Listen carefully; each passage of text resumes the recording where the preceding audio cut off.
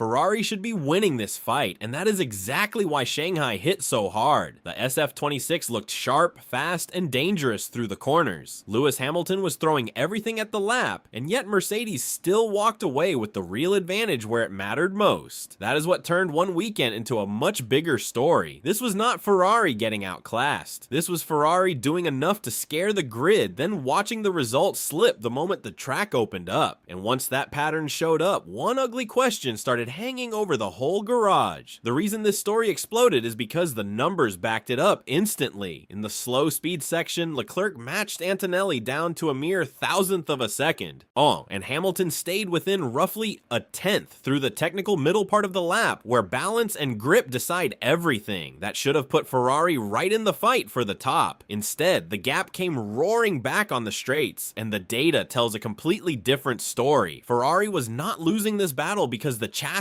was weak. Ferrari was losing it because the lap had one phase where the red car came alive, and another where Mercedes took control back without mercy. That is where this whole thing turns from a fast lap story into a season-shaping problem. Ferrari has built a car that looks fierce when it is loaded up, rotating, and attacking corners, but that same car keeps hitting a ceiling once pure speed starts deciding the outcome. Hamilton felt it, the engineers saw it, and the worst part is that this was not a one-corner issue or a small setup miss you can hide by Sunday. Shanghai exposed a flaw that kept showing up in the exact same places, and the next section is where the lap itself starts telling on Ferrari. Shanghai gave Ferrari hope for a few corners, then ripped it away the second the lap stretched out. Through the opening technical sequence, the red car looked planted, calm, and quick enough to go punch for punch with Mercedes, which is why the first read of the telemetry felt almost encouraging inside that garage. Charles Leclerc was not hanging on. Lewis Hamilton was not surviving. Ferrari was genuinely matching the silver car in the parts of the circuit that exposed balance, traction, and confidence. That should have been the moment the weekend tilted toward red. Instead, the next few hundred meters started exposing something Ferrari could not hide. The early sector traces were brutal in the most deceptive way possible because they gave Ferrari just enough evidence to believe the lap was alive. Leclerc matched Antonelli through the slow speed run at turn 3 to 6 by a thousandth of a second, and Hamilton stayed within about a tenth through the middle sector where direction changes and grip do the heavy lifting. That is what made the next phase so alarming. The moment the cars hit the straights, Mercedes started stretching the gap with a clean, repeatable edge, including a 14km/h gain on one run that completely changed the shape of the lap. Ferrari was not falling apart. Ferrari was getting pulled apart. That is why this section matters so much. Because it was the first point where the data stopped looking like a close fight and started looking like a hidden weakness. Ferrari could recover time in the corners, but the recovery never lasted long enough to protect the lap once the straight line phase began. Every gain felt temporary. Every promising sector came with a penalty waiting just up the road. And once that pattern became obvious, the biggest fear inside Ferrari was no longer about one qualifying session. It was about what happened when the battery faded and the true power picture finally showed itself.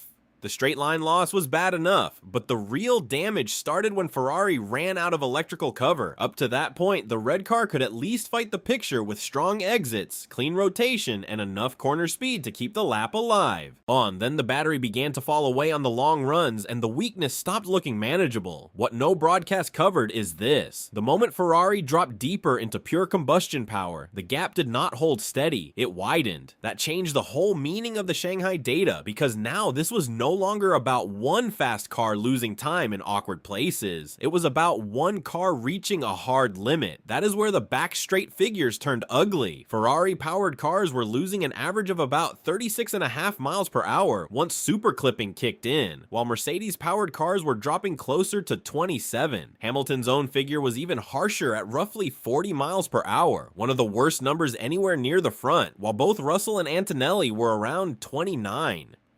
That is not a tiny swing. That is a massive difference in how long the car can stay alive when the lap stops helping you. Ferrari was not just slower at the end of the straight, it was bleeding speed sooner, and that meant the engine itself was starting to tell the truth. Inside Ferrari, that kind of number is the sort that changes the tone of the whole weekend. You can work around balance, you can calm tire wear, you can even rescue a weak qualifying run with strategy if the race pace is there. But when the speed falls away that sharply once the electric boost fades, the problem gets much harder to dress up. Now the question was not whether Ferrari had built a quick car, because it clearly had. The question was whether the power unit design itself had boxed the team into a trade-off it could not escape.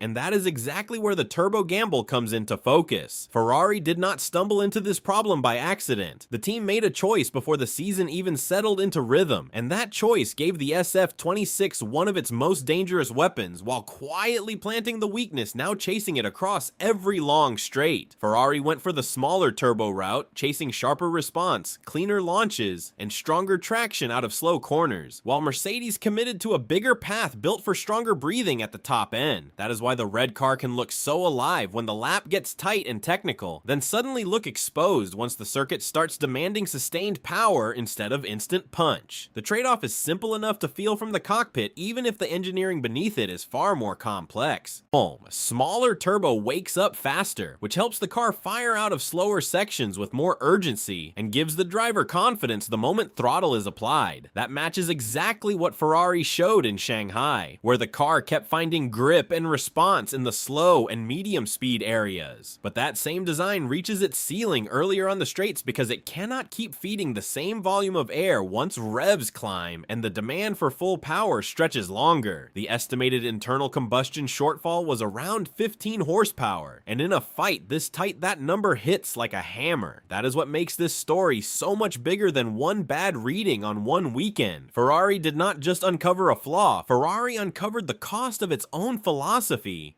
And the cruel part is that the same decision making the SF26 so dangerous in one phase of the lap is the one making it vulnerable in the next. Mercedes chose the opposite road, and now the two cars are exposing each other in totally different ways. One is winning the entry, the rotation, the launch. The other is winning the stretch that comes after. And once the key voices in this fight started speaking openly, the shape of the problem became impossible to ignore. The data was one thing, but the moment the people inside this fight started saying the quiet part out loud, the whole story took on a different weight. Hamilton was not talking like a driver searching for excuses. He was talking like someone who knew exactly what a real Mercedes edge feels like, because he had spent years driving the car that used to do this to everyone else.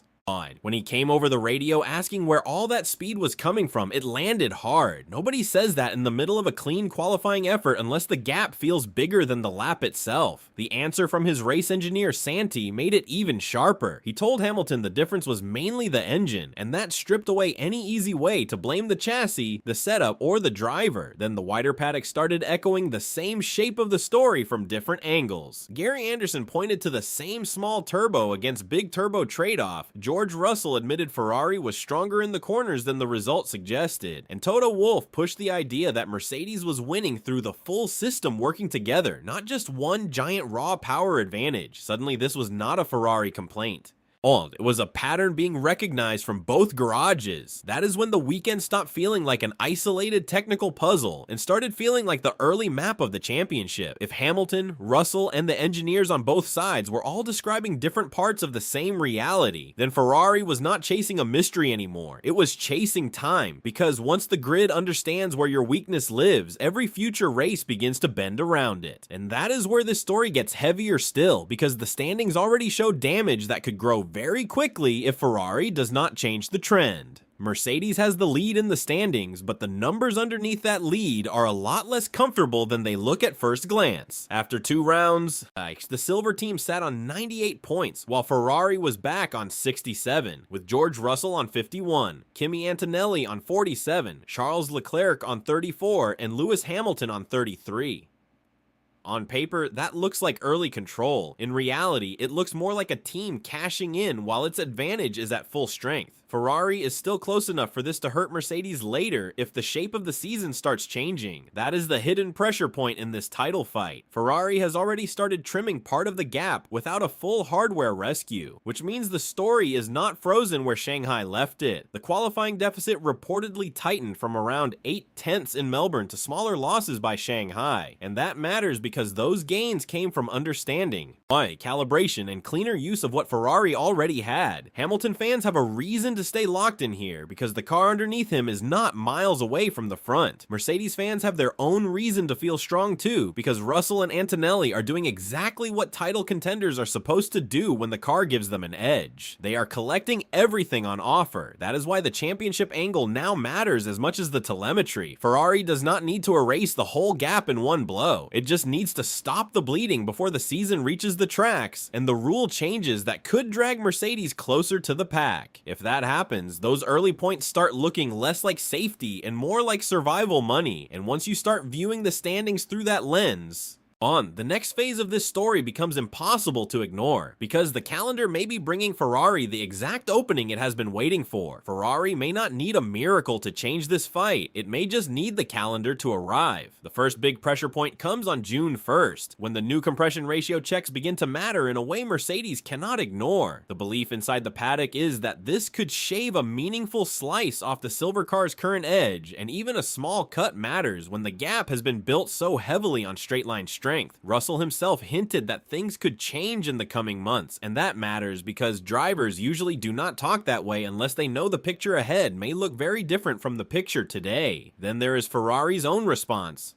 And this is the part that changes everything. The team has a delayed upgrade package aimed at adding more performance in the faster parts of the lap without ruining the low speed balance that already makes the SF26 so dangerous. On top of that, there is growing talk around a new internal combustion direction that could appear later in the season if Ferrari qualifies for development help under the current rules. The estimates around the compression change point to roughly 10 to 13 brake horsepower, potentially coming off the Mercedes side, and when you pair that with aero gains and a cleaner engine path for Ferrari, this stops looking like one team waiting helplessly for rescue. That does not mean Ferrari suddenly owns the title race. It means the shape of the battle may be far more temporary than the early results suggest. Mercedes still has the cleaner total package right now, but Ferrari is moving toward a stretch where regulation, upgrades, and track layout could all start leaning in the same direction. If even two of those three things land properly, the whole balance of this championship can shift in a hurry, and once you see where Ferrari could strike back, the final question becomes impossible to avoid, because now it is about which tracks will expose Mercedes next, and which ones could finally let Ferrari turn all this pace into wins. Ferrari does not need to beat Mercedes everywhere for this season to swing. It only needs the right tracks to arrive before the points gap grows too large to touch. That is why the next phase of this fight feels so dangerous for both teams. Circuits like Monaco, Hungary, Singapore, and Zandvoort are far less forgiving to a car that relies on straight line control to settle the balance.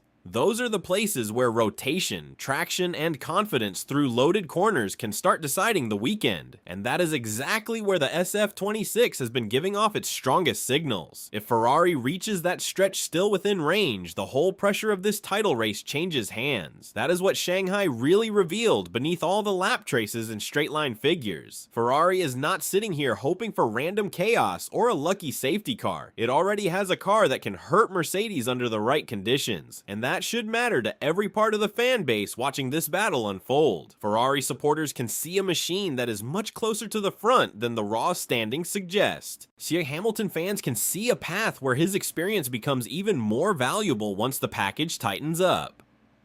Mercedes fans still have every reason to feel confident because Russell and Antonelli have done exactly what serious contenders must do. They have turned early advantage into hard points while the window is open. So the answer to the big question is not that Mercedes has exposed Ferrari as weak. It is that Mercedes has exposed the one area Ferrari must fix before its chassis strength can truly decide races. Shanghai showed a red car quick enough to threaten, a silver car complete enough to punish, and a championship that may look very different once the season reaches the tracks where pure balance can hit back harder than raw speed. And that is why what happened in Shanghai may end up being remembered not as proof that Mercedes was safe, but as the first warning that Ferrari was getting closer than the scoreboard admitted.